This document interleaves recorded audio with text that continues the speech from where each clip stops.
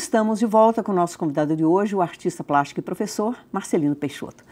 Marcelino, a gente estava justamente abordando aquela questão da Anne Coquelin, onde ela dizia que as perguntas que são feitas para a arte contemporânea não são as mais adequadas. Às vezes se procura na arte contemporânea uma coisa que ela não tem mais para oferecer. Por exemplo, a questão do sublime, uma experiência subjetiva. Enfim, o que você acha dessas talvez tenha isso. Conversamos um pouco no bloco anterior sobre os arrastamentos dessa palavra, os entendimentos dela, né? Todos esses entendimentos, todas as perguntas que se fez à arte, falando da história da arte também, como dizemos, né? Elas se atualizam na produção contemporânea, que diferente da ideia do novo, que eu tenho lá no início do século XX, onde o sujeito criativo, o sujeito que tem o dom da criação, o gênio, bem próprio da estética da criação do século XIX, né? Diz respeito, então, à produção do novo. Mas o artista contemporâneo ele valoriza a história e a cultura. Então, nesse sentido, ele articula todo esse conhecimento. O sublime pode ser evocado como um assunto, né? Então, eu posso ter um trabalho, uma produção contemporânea com uma estética sublime, com uma estética barroca, com uma estética moderna, ou seja, abordar também a história da arte. Agora, Marcelino, as pessoas também têm um pouco de medo da arte contemporânea. Eu noto assim que, ai meu Deus, sabe lá, eu não vou entender, eu vou ter que produzir um pensamento. E na verdade a arte contemporânea tem um aspecto muito lúdico também, né? Também de envolvimento, de acolhimento até do espectador. Você não acha que esse medo não tem razão de ser? Eu fico pensando assim, como responder a essa pergunta se ela fosse, você entende o mundo contemporâneo? Você entende o estado das coisas no mundo contemporâneo? A gente não tem, talvez, um recuo histórico como para falar, né, de uma produção do próprio tempo. Então, a nós cabe localizar, aí do ponto de vista de uma história mais ampla, esse lugar de ruptura. Estávamos falando da passagem do mundo moderno para o mundo pós-moderno, né? Assim, pensando numa temporalidade, à maneira da história tradicional, eu teria, então, a arte clássica vinculada a essa produção da semelhança até o século XIX, eu teria a produção moderna na primeira metade do século XX, eu vou ter a produção pós-moderna, que é esse período rompedor da década de 60 até a década dos 80, e podemos pensar em contemporaneidade a partir das novas tecnologias, ou da imagem que ela é imaterial, né? E aí traz para a gente, então, toda a questão da imaterialidade de uma obra ou de uma circulação de trabalhos artísticos que lidam com essa questão, né? Que eu não trabalho mais com a produção de objetos vendáveis no mercado. Eu trabalho com a construção de ideias, com o pensamento, né? Aí como é que eu faço? Bom, o mercado é um lugar de circulação, mas existem as concorrências públicas, a escrita de projetos, existe a realização desses projetos e talvez agora, nesse gesto de deslocamento da questão, não é? Porque não é mais objeto para venda, são ações, são performances. Qual que é o papel do Marcel Duchamp? Ele tem um gesto inaugural nisso, não tem? Ele provoca um gesto inaugural, né?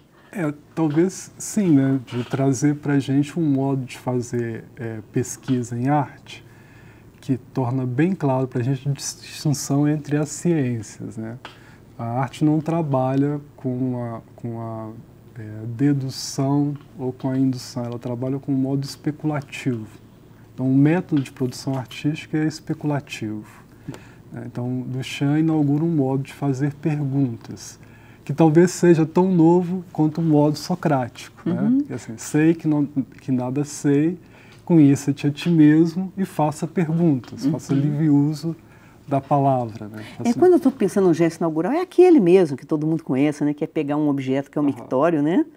Um urinol, botar de cabeça para baixo e colocar numa sala de museu e falar, isso é arte. É um gesto, inclusive, muito irônico e crítico. E ainda crítico, talvez, a figura do artista como esse sujeito que tem o dom da criação. Então, Duchamp, que era muito inteligente, estava também criticando a história da arte, esses modos de construção da imagem reificada, que segue um protocolo específico, né? Mas é interessante pensar que é um sujeito cotidiano, né? Então, é um sujeito que está criticando este lugar da obra enquanto tal e do artista reificado.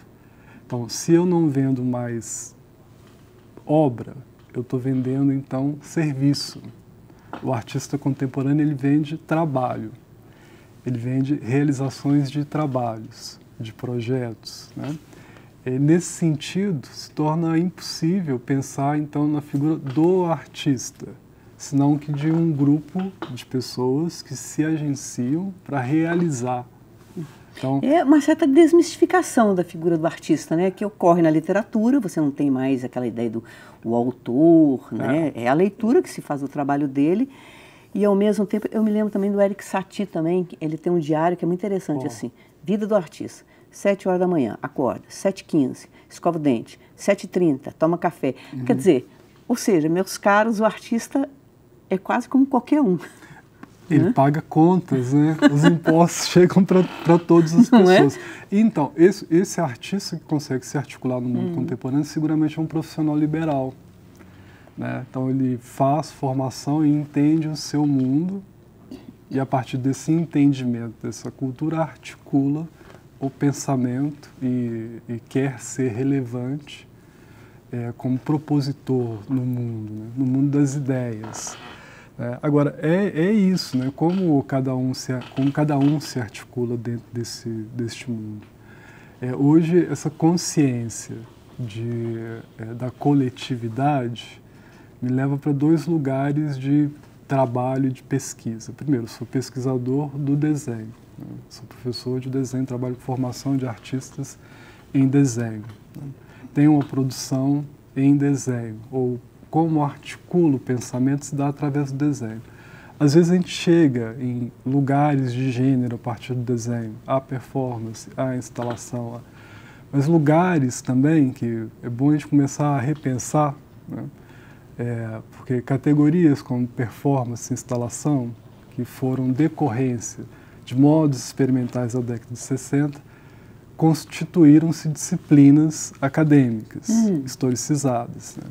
Talvez exista um lugar mais amplo, experimental ainda, que dê continuidade a uma história que coloque a serviço das ações, dos trabalhos, dos projetos que a gente possa realizar, todos esses gêneros, a performance, a instalação, o desenho, como ações que articulam um trabalho. E é meio que improvável pensar na figura do artista sem pensar em quem articula todo esse trabalho com ele. É uma produção que não se faz mais sozinho, né? Nós estamos aqui conversando, né? E conosco tem toda a equipe de trabalho, né? Todas as pessoas que eu acho que as pessoas têm um pouco de dificuldade de pensar nisso. Eu estou até fazendo um paralelo que não existe, mas assim, às vezes a figura até do repórter de televisão, por exemplo, ele não existe sozinho, ele precisa do produtor que levanta a informação, do cameraman, de quem está colocando no ar, não é ele mais sozinho. E as pessoas às vezes ainda têm aquela ideia, né, do artista, uma ideia meio romântica, né, talvez, né? A ideia romântica é muito forte. O romantismo talvez seja um movimento mais forte. Sim, desse artista, né, do sublime, da transcendência, o gênio criador, e também da boemia. Sim. Né, do artista claro. Do início do século e tal. Né? Então, vive pouco, então, né? O artista arrasta consigo esses lugares de um certo reconhecimento histórico. Mas existe uma negação do fato trabalho, por exemplo.